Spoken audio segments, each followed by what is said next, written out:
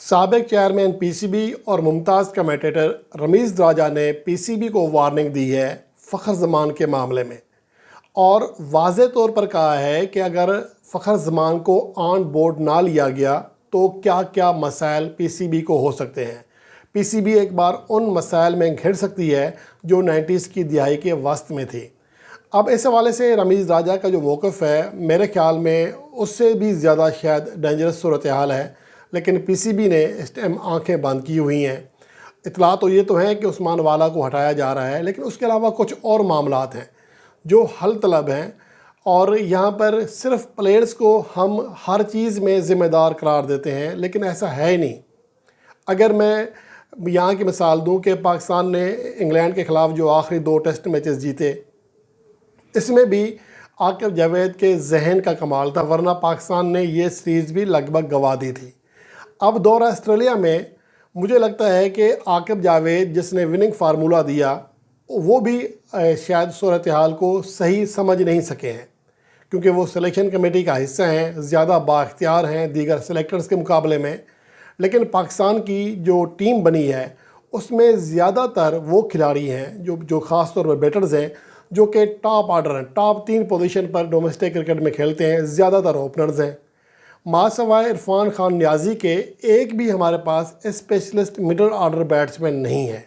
کامران غلام تیسرے نمبر پر کھیلتے ہیں، کسی حد تک کہا جا سکتا ہے کہ وہ مڈل آرڈر میں بھی سیٹ ہو سکتے ہیں، لیکن باقی آپ کے پاس جتنے بھی پلیئرز ہیں وہ ٹاپ پوزیشنز کے ہیں۔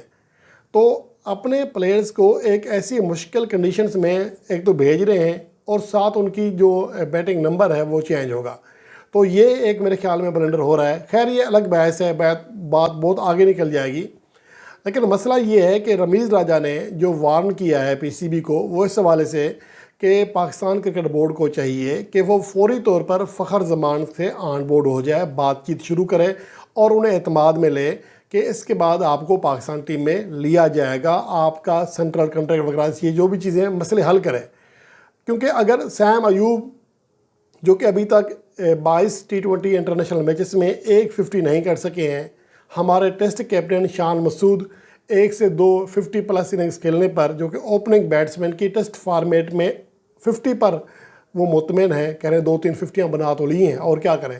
تو پھر اگر اس طرح کی سوچ ہے تو اگر سیم ایوب خدا نہ خواستہ ون ڈے فارمیٹ میں بھی کامیاب نہیں ہوتے تو آپ کو دوبارہ فخر زمان کی جانب دیکھنا پڑے گا۔ اس ٹائم پھر پاکستان کرکٹ بورڈ ڈاؤن ہوگا، کیونکہ کھلاڑی کو بھی اندازہ ہو جائے گا، یعنی فخر زمان کو بھی اندازہ ہو جائے گا کہ یہ ان کی یہ اوقات ہے، یہ میرے بغیر آگے نہیں چل سکتے، اور فخر زمان کا اپر ہینڈ ہو جائے گا۔ اور جب کسی انسان کا اپر ہینڈ ہوتا ہے تو اس کے دماغ میں کوئی ایسی چیزیں جو کہ ویسے عام حالات میں نہیں ہوتی ہیں وہ بھی آ جاتی ہیں، تو صورتحال مزید خراب ہو سکتی ہے، صرف فخر زمان کے حوالے سے نہیں، کیونکہ جو باقی پلیئرز ہیں، جو آپ کے سینئر پلیئرز ہیں، وہ بھی پھر سر اٹھانا شروع کر دیں گے۔ کیونکہ پی سی بی جو مجھے اطلاعات ہیں جو لگ بھی رہا ہے کہ پی سی بی ایک مثال سیٹ کرنا چاہ رہا تھا فخر زمان کی، کہ بولنے کی کیا سزا دی جاتی ہے، لیکن اگر یہ مثال الٹی پڑ گئی تو پھر پاکستان کرکٹ بورڈ کے پلے کو ککھ نہیں بچے گا۔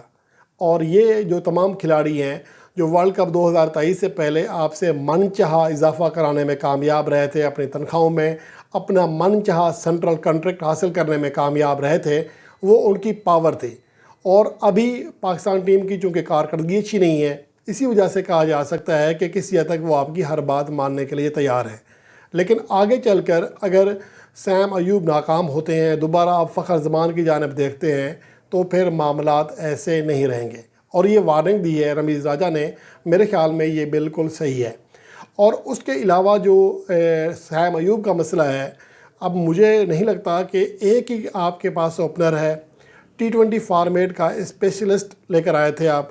کہ یہ اچھے اسٹرائک ریٹ سے کھیلتا ہے، اس کا اسٹرائک ریٹ تو بابر اعظم اور رضوان سے بھی نیچے ہے T20 انٹرنیشنل میچز میں۔ یہاں پر کچھ لوگ بونگے